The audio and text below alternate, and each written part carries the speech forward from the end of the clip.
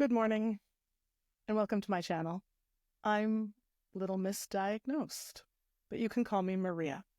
I'm a mom, I'm a professor, I'm a counselor, but most important, I am misdiagnosed. Today, I'm taking a little bit of a turn with my channel, and at the risk of being negative, I have connected with members of my community on other socials, and I've decided that I would like to share some of their stories. I talk a lot, but I also listen a lot. And what is missing? The medical community and the community at large, our ability to listen and not defend things, but just to actively hear what people are saying and not deciding if it's right or wrong right away. We have a culture that has told us that saying, I don't know, or you are wrong, means that you have failed, and not simply that you don't know yet. So, with an effort of sharing, you don't know yet, I don't know yet, let's hear some stories. Our first story comes from Angela, who titled her story, Challenging Resilience, Fighting the Medical Monster. It started as far back as I can remember. The migraines, the cyclical vomiting, the pain and fatigue. Then in 2008, after sustaining a brain injury in an automobile accident, it all became chronic and very progressive. I spent 4 years in cognitive rehabilitation and was able to regain 95% function. Then my treatments and therapies stopped, and my function declined. This is a surprising part of everybody's story. Cyclical and therefore not easy to work with. It is constant maintenance. I was talking with my brother, who is a mechanic, once, and I said, I feel like I'm broken, and he actually responded really helpfully, thanks, Mike, with, you're not broken, you're just high maintenance. And as someone who is one of the lowest maintenance people you could ever imagine, I'm currently drinking my coffee out of a cereal bowl because I didn't want to go get a mug. I went, what's high maintenance? And his response was, not high maintenance like girls, high maintenance like engines. He then went on to say that when we think about cars or regular trucks, we look at the percentage or the ratio of time on the road, time the engine is running, time in the air, and how long it takes to maintain that vehicle. Cars, you can drive for lots and lots of hours before you have to maintain it for an hour or two. Larger trucks, you may have to maintain a few more hours per cycle on the road. Something like a high-octane sports car might need to be maintained way more often, with many hours, for even a couple of hours on the road. Airplanes have to be maintained many hours for the amount of time that they're in the air. But what beats them all is helicopters. Helicopters, for every 1 hour in the air, might need 1, 2, 5, 10 hours of maintenance, depending on the model. The ratio of time spent running and time spent maintaining is completely the other way. I now like to think of myself not as something that is broken down, but as a body that runs like a helicopter. It runs precisely when it's in the air, but man, the amount of maintenance it needs the rest of the time. Angela is sharing something really intense, something that was started off literally with an automobile accident, and everything came to a crashing halt. The time that they were given cognitive rehabilitation, physical rehabilitation, when presumably the system allowed them or gave them or supported them with that, they had really great improvement. They're saying that they felt like they were basically themselves. And when those things stop, the function stops too. It's almost like we could figure that out. It's almost like we would know that not taking care of a chronic condition would lead to chronic problems. That's not how the medical system is set up. Angela continues. Doctor after doctor, specialist after specialist, diagnosis after diagnosis, small ones, parts of it, incorrect ones, I wonder. Drug trial after drug trial, until finally a neurologist acknowledged carpal tunnel syndrome as a secondary problem to something much bigger, and finally referred me to genetics. I waited approximately 4 years to see a geneticist. It always strikes me when people say, oh my gosh, I have such a long wait. I have 3 or 4 weeks. I don't know if I'm going to get information about this for a month or a week or even months. I don't know how many people realize that many of us who go undiagnosed or misdiagnosed are waiting years, literal years. Some of us are waiting a lifetime, and some of us are still waiting. By then, she continues, I had quite the collection of diagnoses and had undergone several surgeries, including a complete hysterectomy by 27 years old. Angela doesn't share if that's what she would have wanted, but I hope that that was a great moment and not one that ended a choice she wished she could have made. Finally, at 49 years old, I finally had answers. A genetic connective tissue disorder, Ehlers-Danlos syndrome, with other gene variations of unknown significance and a carrier of Niemann-Pick's disease. Living with hypermobile Ehlers-Danlos syndrome, sometimes called HEDS, is a complex and challenging experience as it significantly impacts various aspects of daily life. Angela, I would say more. I think it impacts every single aspect of daily life.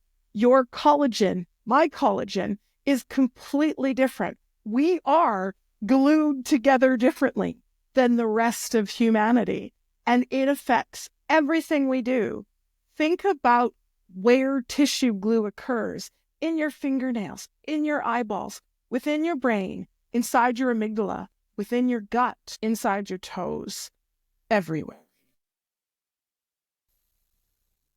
She goes on, living with HEDS is like walking on a tightrope every day, never quite knowing when the ground beneath you might give way. Your body feels like a delicate puzzle, with joints that seem to move too freely, often leading to pain and instability. It's a constant battle between wanting to be active and fearing that any movement could lead to injury or dislocation. That one hits hard. I remember wanting to get back into exercise and going for a walk with my friend, and I was trying to recover my ankle that wasn't doing very well. I remember doing some runner's stretches to try to get my ankle to loosen up. And in the process, I tore my opposite knee. 6, 7, 8 months of having a torn tendon because I stretched.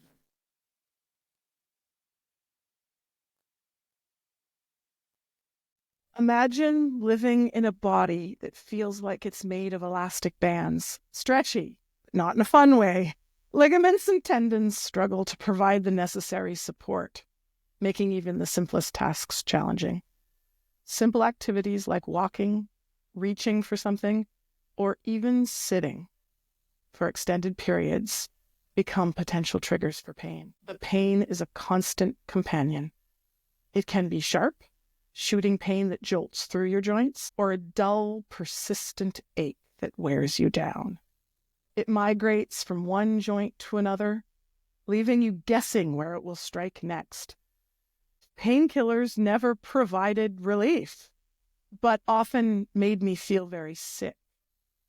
Nothing can erase the fact that your body feels like it's betraying you. Fatigue is another unwelcome guest. Your body has to work overtime just to compensate for the lack of stability in your joints, leaving you drained and exhausted. It's a fatigue that no amount of sleep can fully cure.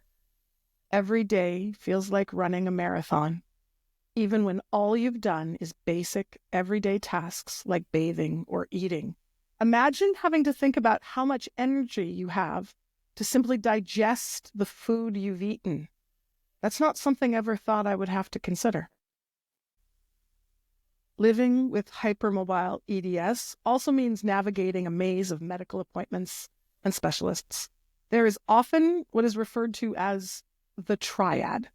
This consists of not just Ehlers-Danlos syndromes, but postural orthostatic tachycardia syndrome, also known as POTS, and mast cell activation syndrome, also known as MCAS. These conditions can and have caused permanent disability for many people, including myself, and including me too, Angela. I think I'm going to make up a new one. It's not just the triad. I think I have the septad or the octad or whatever you want to call it when you have the whole constellation. Maybe we'll just start calling it a constellation. What should we name it after? Which stars? Misdiagnosis and misunderstanding are common, and finding a healthcare professional who truly understands the condition can be a struggle. Angela, I think you're understating it. I think they're daily, and I think it's more than a struggle. I think most people find it nearly impossible. You have to become your own advocate, educating others about the syndrome and pushing for proper care and accommodations. It's like having to prepare for a boxing match before every medical appointment. Not to mention that you've just been in a boxing match, usually the day before. Anxiety, pain, moving your day around to get to a medical appointment, all things that people don't think about. They just walk out the door because they haven't used up all of their energy, all of their boxing skills to get to the boxing match of a medical appointment. Mentally, it can be a roller coaster. There's a constant battle between accepting your limitations and refusing to be defined by the condition. Feelings of frustration, sadness, and even isolation creep in, especially when you see others enjoying activities that seem out of reach for you. Growing up, I struggled to keep up with my peers, and I would conceal or even ignore my symptoms. Yet, amid the struggles, there's also resilience. People with HEDS often develop a profound appreciation for the little victories. Being able to do something you couldn't do before, no matter how small, feels like a triumph. You learn to adapt, finding new ways to accomplish tasks, and pursuing hobbies that work with your body's limitations. Living with hypermobile Ehlers-Danlos syndrome means embracing a unique perspective on life. It's about finding strength in vulnerability, courage in the face of uncertainty, and gratitude for the moments when your body allows you to experience life to the fullest. Above all, it's about refusing to let the syndrome define you and striving to live a meaningful and fulfilling life despite the challenges it presents. I couldn't have said it better myself, Angela. In fact, it's both wonderful and a little bit horrible to start off with a story that mirrors mine so closely. Notice the gap of 20 years that pass by. Notice the loss that other people don't even notice.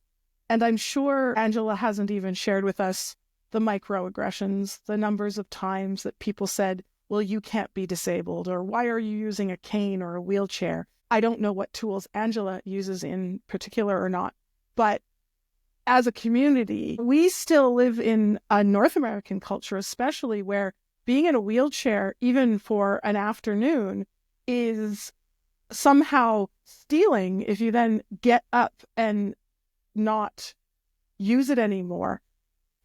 Just standing up from a wheelchair, people will go, well, you don't need it. You're not disabled. You're a faker. You're a liar. People will accuse you, random strangers will accuse you of being a faker or a liar because you can stand up from a wheelchair and transfer. Where is this gatekeeping about overuse of wheelchairs? My child used a stroller until they were much older than when they could walk. But we put walking children into strollers all the time. Why? Because they get tired. Because they can't make it the whole way. Because they're whiny and annoying. And you bet I get whiny and annoying when I have to walk too long. At the same time, I want to walk where I want to walk. Why do I have to walk through a concrete jungle when what I want to be able to do is hike? The thing that confuses people most, I find, is the experience of those with Ehlers-Danlos syndrome and athleticism, those who want to participate in a sport. I myself played basketball when I was young, and I picked up triathlon at 35. I loved being a triathlete. It was almost definitional at the time. It made me feel like the person I could be. And I also learned at that point, I got really strong and learned that I was a great sprinter.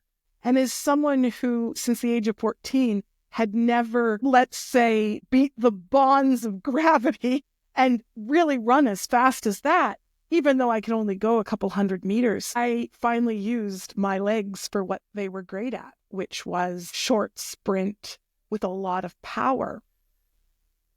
And I felt different about my body at that time. My large thighs were strong. My tall shoulders and arms and my long arm reach and the hypermobility in my shoulders made me a great swimmer.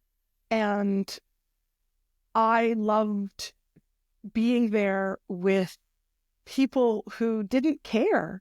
In our area, triathlon is something that you can do at any age and any speed, and people will support you and help you and cheer you on. During one of my early triathlons, I remember drinking the Gatorade instead of the water accidentally and feeling very nauseated. And someone said, hey, do you want me to run with you? They didn't even care about their time. They just wanted to do the thing. When I returned to triathlon after my next child, my joints would not hold anymore. And I didn't know why at the time. I knew I had hypermobility in general, but I didn't realize that they would keep progressing and that I would cry on the track because what I could do yesterday, I could no longer do. And it felt like I was losing that skill. And then finally, it felt like it was gone. It's such a weird thing to not be something anymore, even though inside you wish you could go right now. It is a little bit of being trapped in what you can't do. But as Angela says, most of us have become profound seekers of resilience. Probably too much once in a while, but we'll talk about that in another video. But profound. I love that word. A unique perspective, embracing a profound appreciation. I think that most of us old ladies who have been dealing with misdiagnosis since we were teenagers, we probably have been carpe dieming the day well before other people put it on a t-shirt in the 90s. We've been doing it every single day of our life. I remember an experience of my own where when the pandemic hit and people really became confused about how they would leave the house. Where could you go? What would getting gas be like? I remember the early days of using something in my trunk to touch the gas. I remember the early days where I used some random stuffed animal from the back of my trunk from one of my kids to pump gas into my car because I didn't know how virulent and how sticky this new virus would be. But I also remember several days later feeling much calmer than other people, when other people were still absolutely getting riled up and all of the new things were happening, lines and masks and dots and stickers and closures and opening, but with all new rules. I remember walking out of my house and thinking to myself, wait a minute, this is the first time most people have stepped out the door thinking they might die of a virus. And I realized there hadn't been a single day that had gone by since I was 14 where I didn't think that. Masks were normal. I'd been in the hospital for months at a time. And sometimes days back and forth, especially to the emergency room, over and over. Masks, gowns, having your belongings taken away or searched, not being able to carry things, being stripped of your humanity was normal. I never thought that I was going to survive another day. And I have lived every day happy I woke up, even on the really horrible days. People say, do you regret it? Do you wish you didn't have this? While that kind of wish has no answer, because I don't know who I'd be if it was just gone.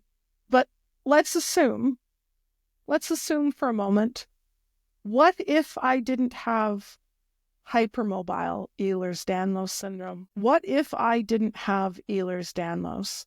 Well, then I probably wouldn't have the brain that I have. For me, the genetics tell me that. For me, the emerging research in genetics tells me that the brain, the body, the glue, the intelligence, the connections to autism and ADHD, the connections to hyperthyesmia and anathymesmia, to different memories, to different skills, to different dyslexias, but also to genius.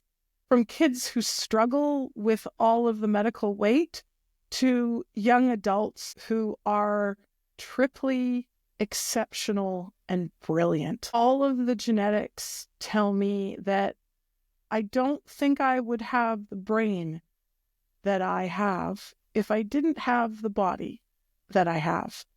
And for me, that's where my resilience comes from. It comes from saying that I have this unique opportunity to think the things I do because of the body I was born with. None of us are promised a rose garden. Some of us have more thorns than others. Here I am at nearly 50 years old, and while life is very difficult, I am mobile. I live in a wonderful area that keeps me safe, lets me say things I want to say, lets my children be the children they are, and lets me be the people I am. There is negativity, but generally people are kind and accepting, supportive of disability, of ability, of professionalism, and of not professionalism. Exhibit A, my coffee bowl. Resilience is getting up the next day even when the previous day was bad, because you know that this wasn't promised.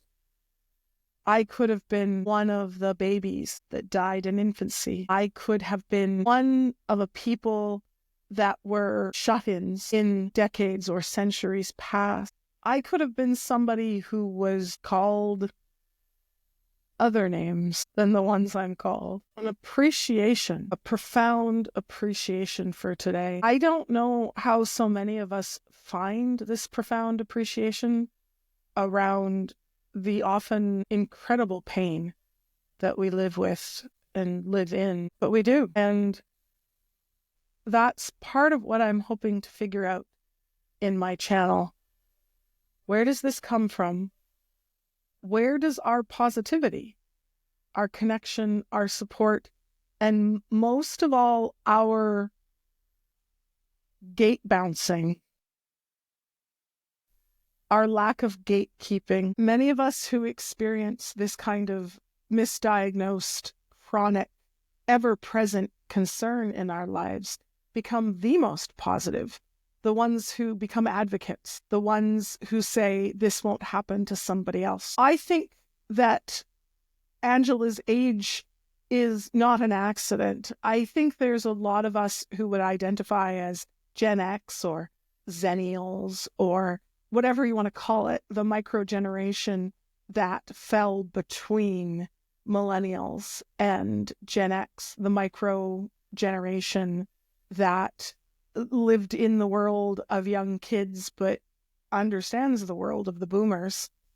I think that many of us see the good things that have come in the last 10, 20, 30 years. The differences in language, the openness to tool use, the acceptance, and yes, the DEI of it all.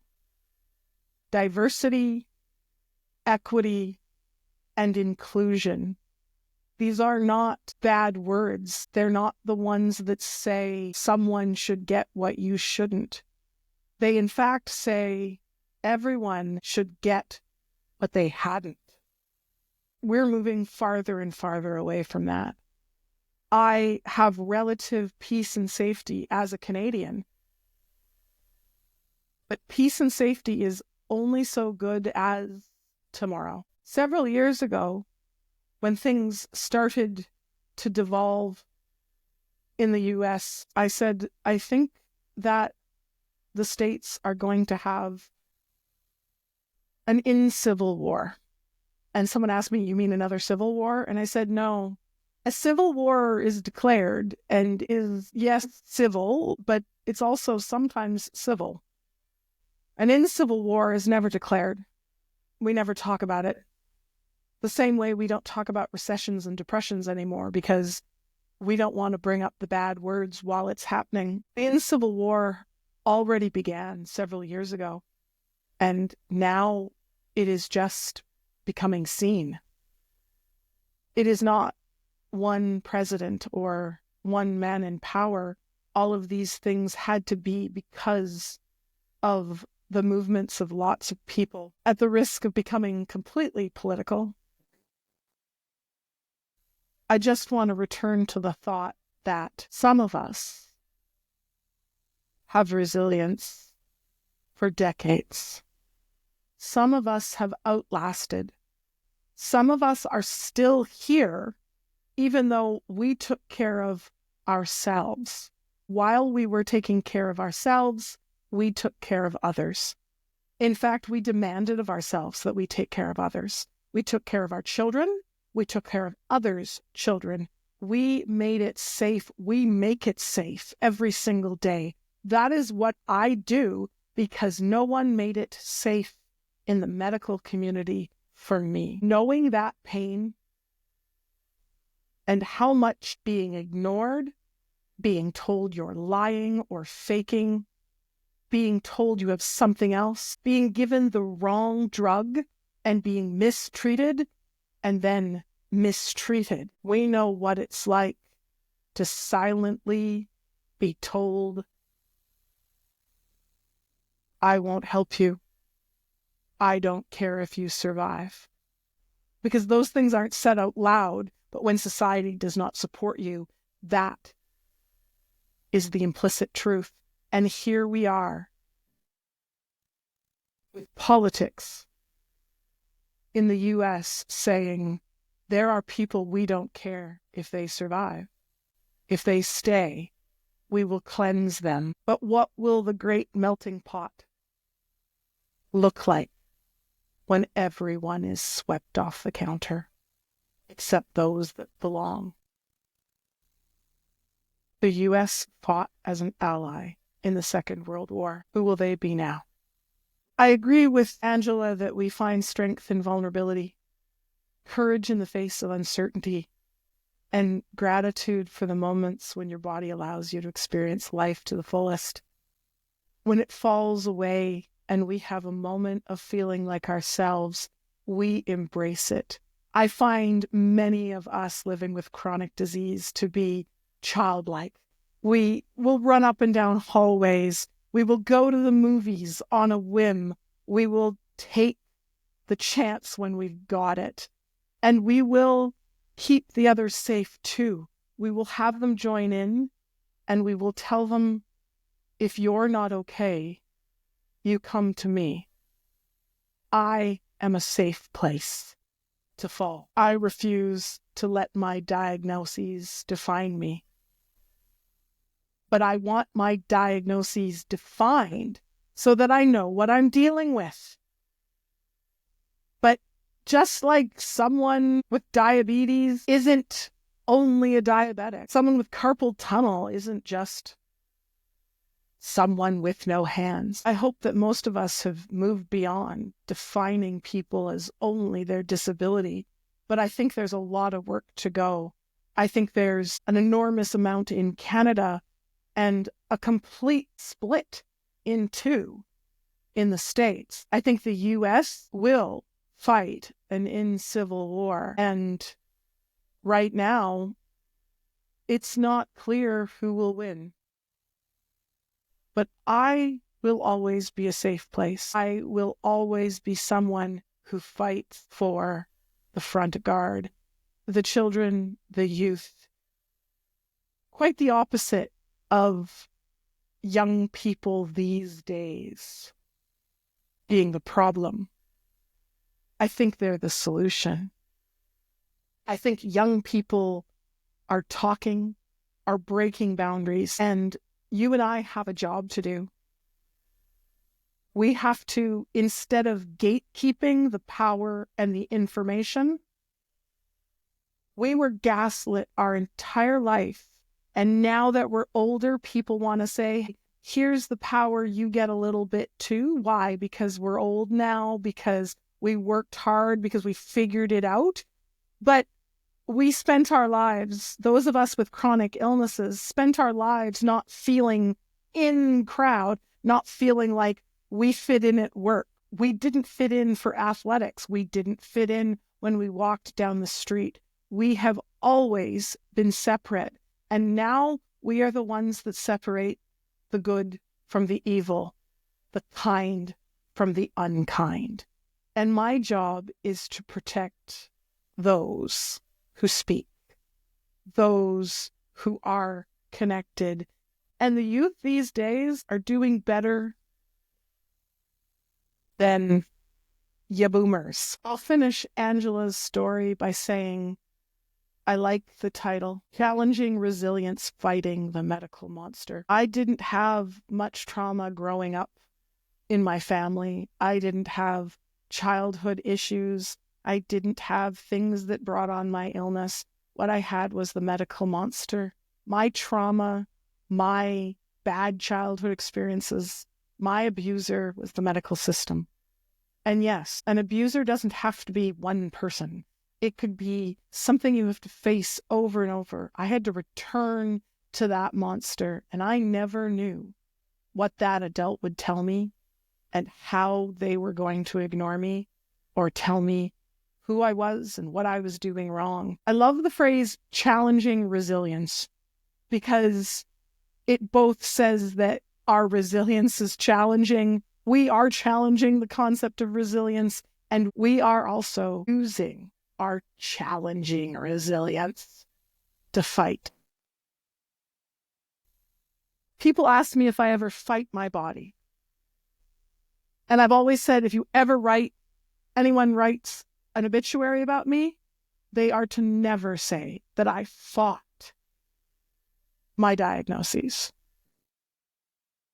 The only people I fight are the unkind ones.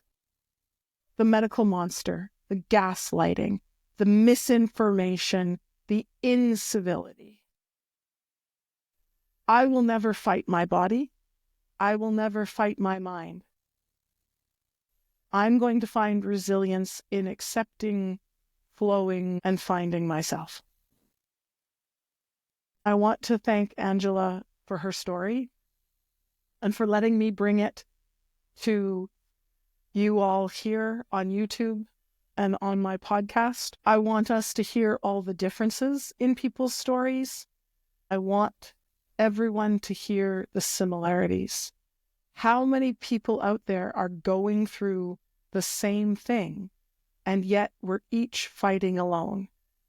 It is time that we find each other, come together, and use less energy fighting the medical monster. Thank you to Angela and to everybody who's submitted. If you'd like to submit one of your stories, either of gaslighting, medical misdiagnosis, I'm especially looking for stories when you yourself have begun to doubt your own diagnosis, your own experience, your own symptoms. I'm looking for stories of missed, and Mrs. diagnosis. Or if you have a good story to share, if you have something uplifting about diagnosis, about health, about the world, share that as well. If you head to my YouTube channel, you can connect with my Google form at the top and submit your story. I appreciate everyone's words for this new series, and I appreciate all of you more than anything. My name is Maria, and I'm Little Miss Diagnosed.